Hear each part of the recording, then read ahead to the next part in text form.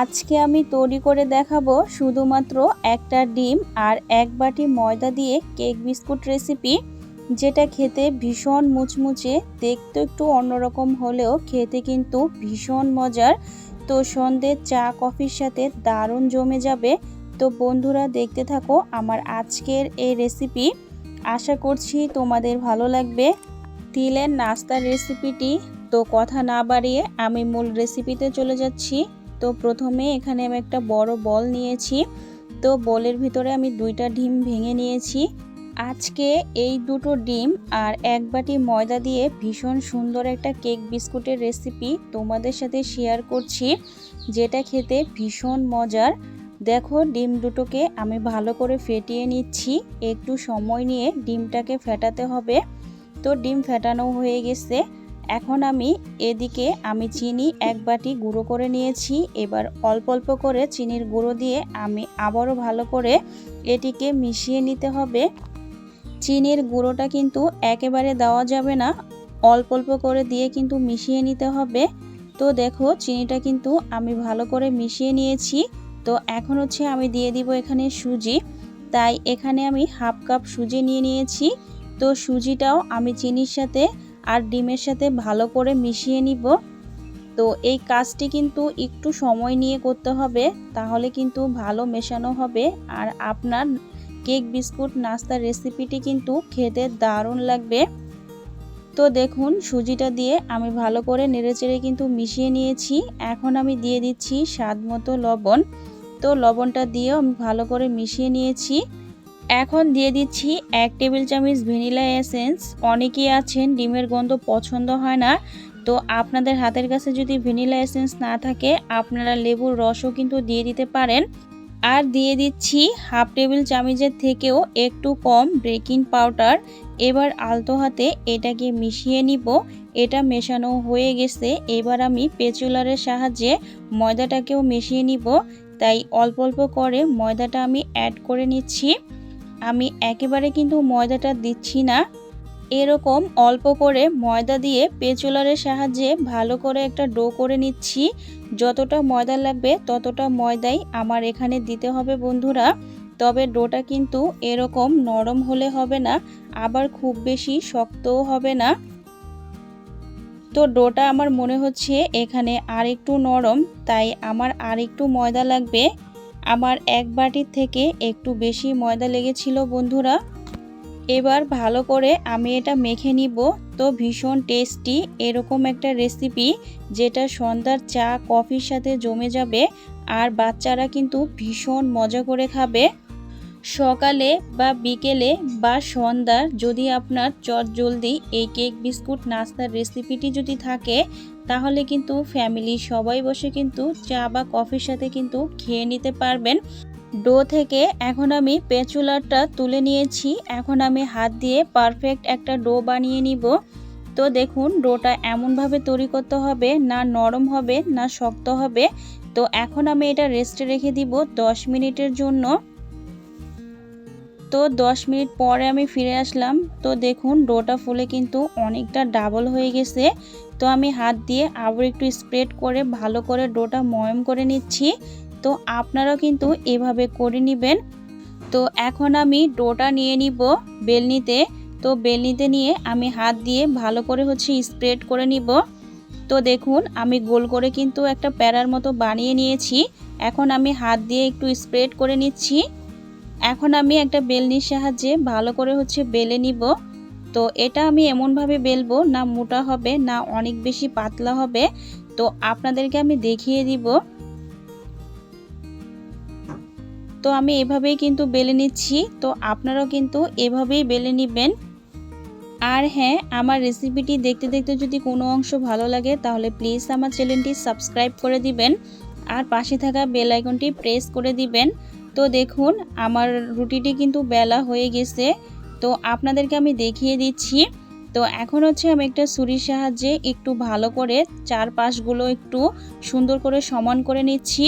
তো আপনারাও এভাবে সমান করে নেবেন। তো এখন আমি ছুরিটা উল্টো পাশ দিয়ে কিন্তু চেপে চেপে কিন্তু ভালো করে সমান করে নিচ্ছি। তো দেখুন, আমার সমান করা কিন্তু হয়ে গেছে। এখন আমি ছুরির সাহায্যে ভালো করে চৌকো চৌকো করে কেটে নিব। তো আপনারা এভাবে চৌকো চৌকো শেপ দিয়ে কেটে নেবেন, তাহলে আপনার নাস্তাটি দেখতেও অনেক সুন্দর লাগবে আর নাস্তাটি খেতে কিন্তু অনেকটা ভালো লাগবে।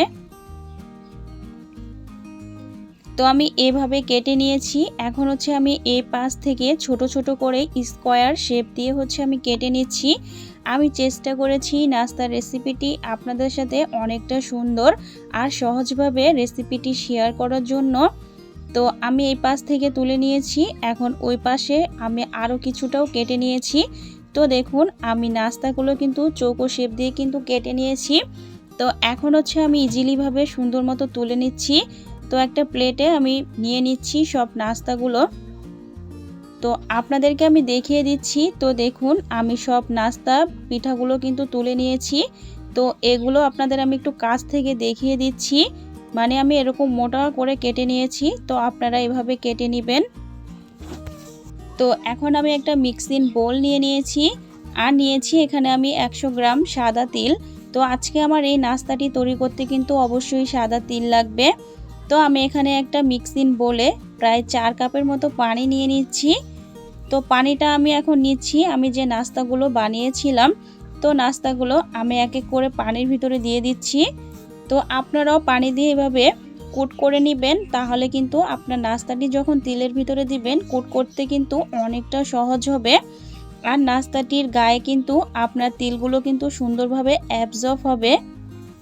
তো এবার আমি জলের মধ্যে দিয়ে দিলাম আর চামচের সাহায্যে কিন্তু আমি নাস্তাগুলো কিন্তু তুলে নিচ্ছি।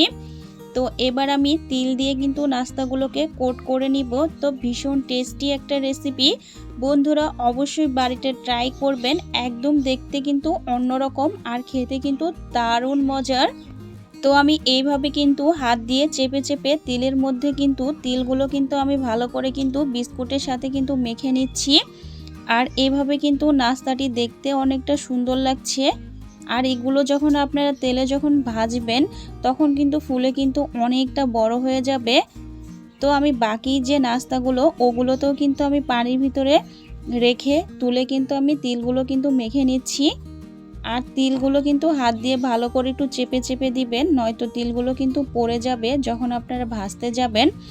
তো দেখুন আমি এভাবে সব নাস্তার সাথে তিলগুলোকে মেখে নিয়েছি।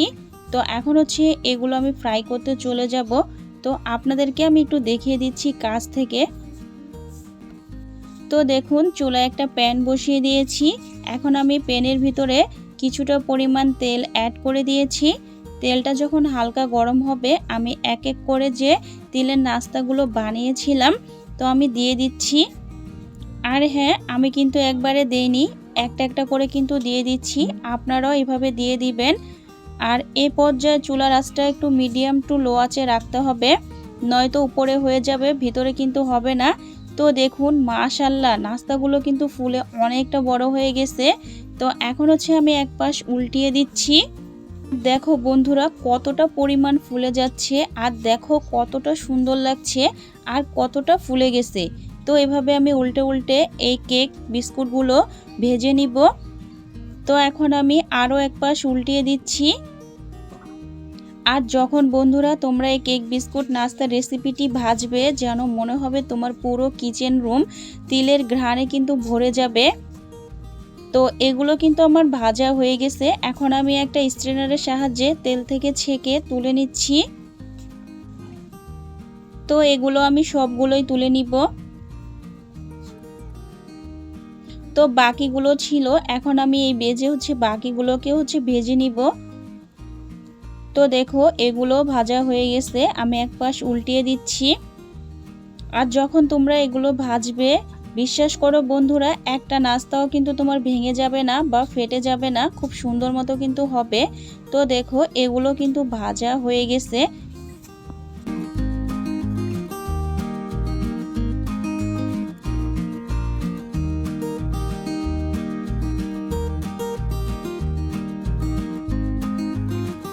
বাচ্চা থেকে বড়রা কিন্তু ভীষণ মজা করে খাবে আর সন্ধ্যাবেলা চা বা কফির সাথে কিন্তু একদম জমে যাবে। তো আমার আজকের এই তিলের নাস্তার রেসিপিটি তোমাদের কাছে কেমন লাগলো কমেন্টে জানাতে ভুলবেন না।